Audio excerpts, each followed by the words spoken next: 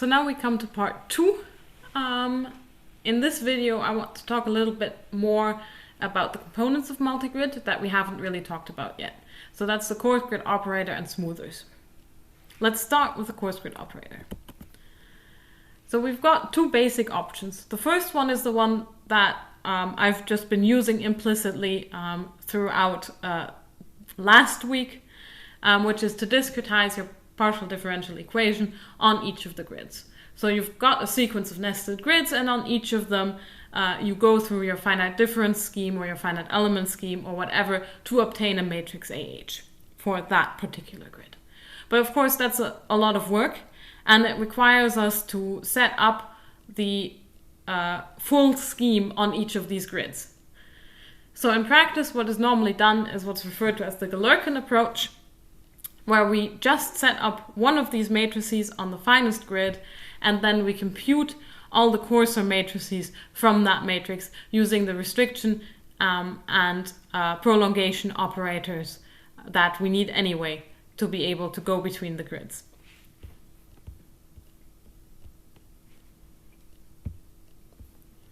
So let's have a look at the form of that. It looks quite complicated, but it's not actually. Okay, so let's have a look at the coarse grid operator using the Galerkin approach. So we want to have a matrix on the grid A to H.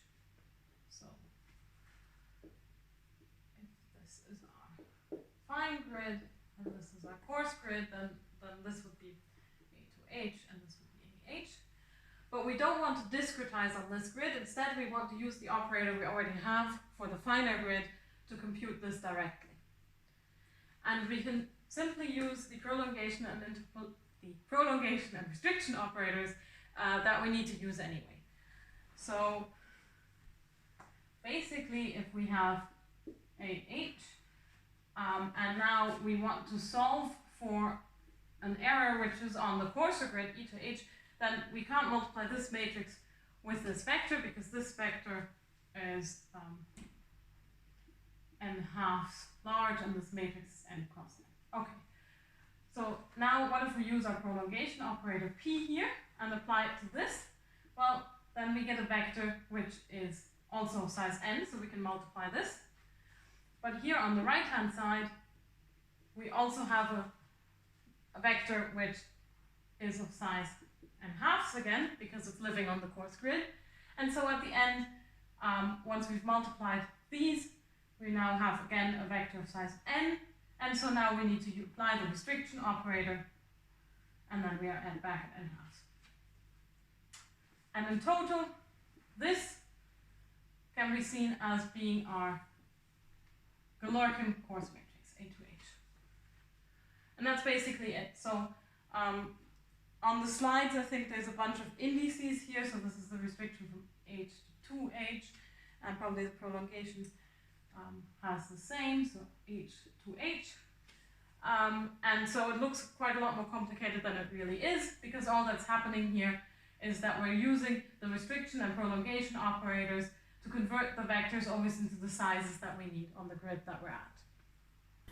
And now that we have the Galerkin coarse grid operator, we can look at the entire algorithm in a matrix-oriented view, or in other words, as only linear algebra. So the previous algorithm, as it was shown, still required the discretization, but this is now working only on one system of equations. So we start from our finest system of equations, AH XH equals BH, and we want to solve this. So we'll do a few pre-smoothing steps on that, leading us to an approximate solution XH, which is now given the index I. So the index I will refer to the multigrid iteration that we're currently in. Then we compute the residual equation using the right-hand side BH and the matrix AH. We will restrict the residual equation to our coarser grid. Then approximate the error on the coarse grid. And then actually compute the error. So why do we do this in 2 steps? Basically, the step number 5 is just giving us an initial guess for step number 6.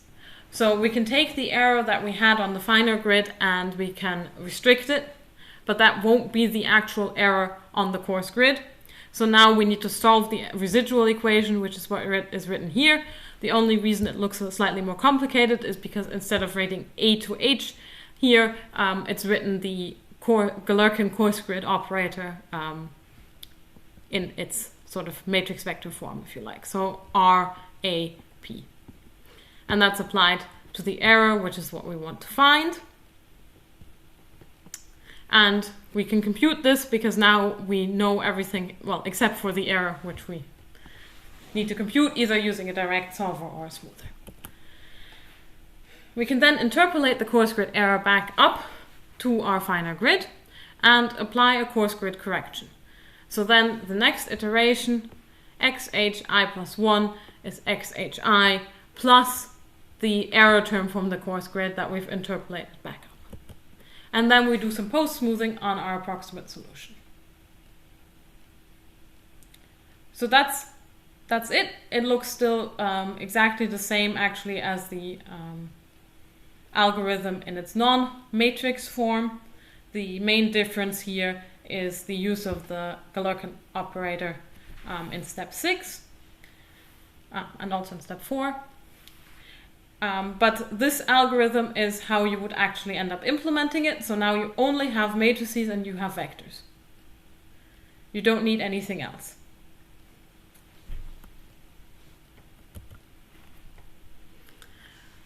So next, let's discuss smoothers a little bit. So for exactly the equation that we've been looking at this entire time, so the Poisson equation, how about using a Jacobi method? Well, this doesn't work. It actually gives you a zigzag pattern in the error, which is not great. The reason it doesn't work is that the matrix itself is not diagonally dominant. But for the Poisson equation, what does work is a Gauss-Seidel or also damped Jacobi with a factor 2/3. So the 2/3 factor is something that we discussed already in the smoother section. But the smoothing factor essentially depends on the wave number. Okay, so what about anisotropic problems? So everything we've looked at so far, x and y direction are kind of just as important in that equation. But now we could look at a Poisson equation where in x direction we just have the double derivative in x. In y direction we have the double derivative in y, but we multiply this now with the term epsilon, which is either much smaller or much larger than 1, which is to say that one of the direction changes much more quickly than the other. If we discretize this, generally what we would use is a stretched grid. So we would choose our mesh with an x direction and y direction differently so that the difference between two grid points is similar, of a similar size in both of the directions. And that means that we have a strong dependency in x direction and weak one in y direction, or vice versa, depending on whether we've now chosen epsilon to be much smaller or much larger than 1.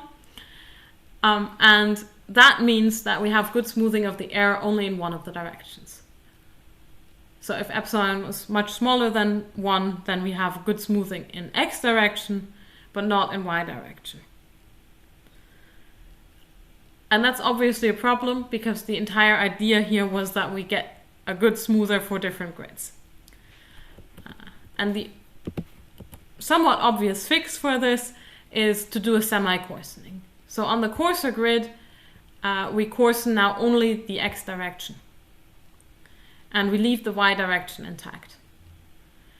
And then on the semi-coarsened grid, oops, sorry about that.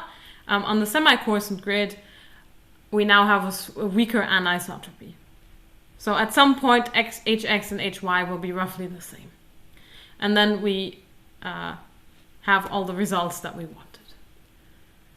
So that's one thing you can do for anisotropic problems. Those are something that actually comes up quite a lot in practice.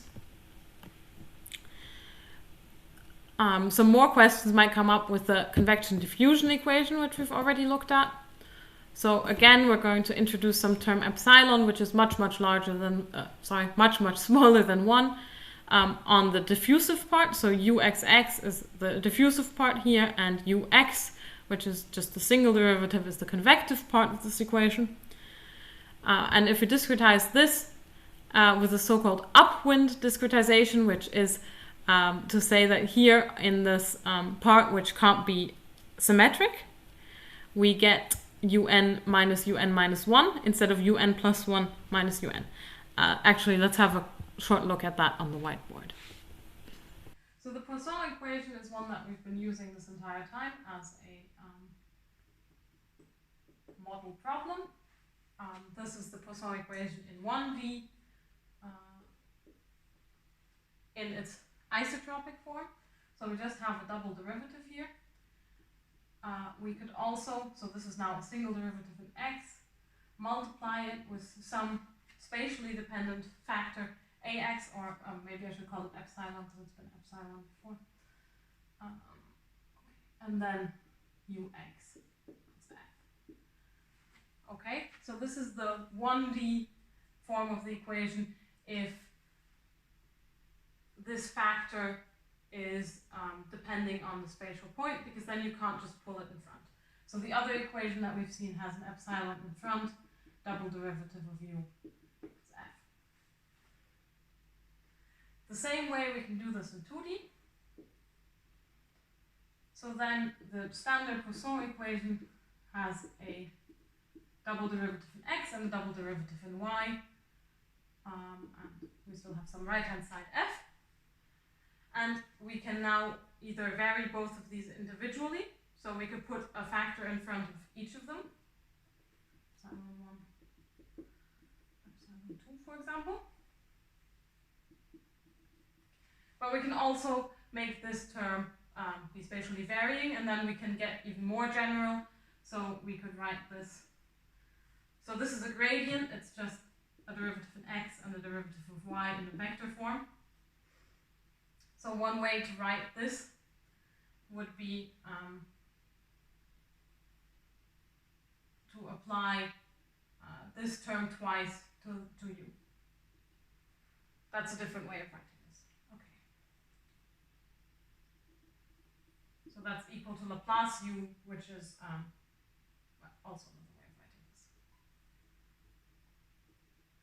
So I'm just trying to show you some different notations that you'll come across if you look this up in any literature. Okay, and then you can have a spatially dependent coefficient here as well, and then you get the gradient of u equals f. And this equation is going to be quite important. So it's basically just the Poisson equation with some coefficients which can depend on the position that you're at in your domain. And this is the equation that you're going to have on your programming exercise. So from that perspective, it's quite important. And the Darcy equation is also used in practice. It's used to simulate groundwater flow, for example. So then, basically, this gives you the permeability of the soil. If you've got like, this is not drawing very well. If you've got a block of earth somehow and you want to simulate how, for example, rainwater permeates through this block, one reason people do that is, for example, if there's a nuclear bunker under here and you want to know that the nuclear waste isn't going, the radiation isn't going to spread into the groundwater. That's one very important reason why people do these. Then you can use this equation to simulate how the water is going to permeate through the rock, which is generally not isotropic, so this epsilon will vary, and in this particular example, there's probably some layers of earth, which are like different types of earth, for example, chalk or whatever you have in that particular region. Okay, so that was the Darcy equation in multiple dimensions, and it's a purely diffusive equation, so it only has these double derivatives. The other thing that we saw that you can do is to add convective terms. So these are terms with just a single derivative, and of course in exactly the same way as we did that in 2D or 3D, so this is kind of both.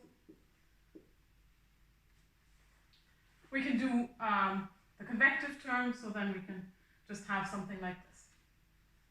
And then we get another sequence of problems that we can solve. So then we could solve plus u. So here I'm using this notation. Plus gradient of u equals that, for example. So that's a convection diffusion equation.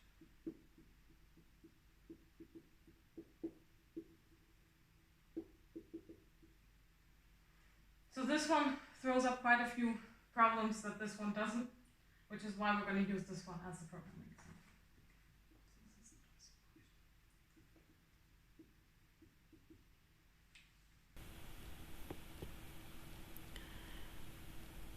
So for this equation, we run into some issues with the weighted Jacobi method. So for the pure Poisson equation, you remember that we could fix the Jacobi by putting in a weighting factor. Here, that doesn't work anymore. If you look at the updating scheme for Jacobi for this equation, then you can see that you're basically updating only one grid point per iteration, which means that the error is reduced only very locally. So instead, for this particular equation, we should be using a Gauss-Seidel solver. And in this case, due to the shape of the matrix that we get out here, which is basically lower triangular, so this term will have some non-lower triangular terms, but since epsilon is much, much smaller than 0, the first term is not dominating, the second term is, and that one has a diagonal and then a lower diagonal, the lower off diagonal in the matrix. And so Gauss-Seidel is almost an exact solver here. And works really well. So this is just kind of to give you an idea of the thought process that you start out when you have a new equation.